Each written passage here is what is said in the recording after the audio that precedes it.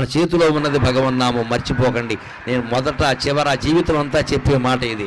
మీరు స్మరించండి, మీరు స్మరించండి. మనస్సులో స్మరించదలుచుకుంటే మడి లేదు, ఆచారం లేదు, నువ్వు స్నానం చేసే సమయం లేదు, భోజనం చేసే సమయం లేదు, ఎప్పుడైనా స్మరించచ్చు. దానికి నియమం లేదు, నిష్ట లేదు, మనస్సుకి రూపం లేదు, కాబట్టి ఏ నియమం ఉండదు. అన్ని రోజులు పాటించినా ఒక్కరోజు కాళ్ళు కడుక్కోలేదు, దేవుడు అంత కక్ష కట్టడమ్మా. దేవుడిని పిశాచం అనుకోకండి, దేవుడు ప్రియుడు. నువ్వు ఒక్కరోజు నియమం తప్పితే దేవుడు కక్ష కడతాడా?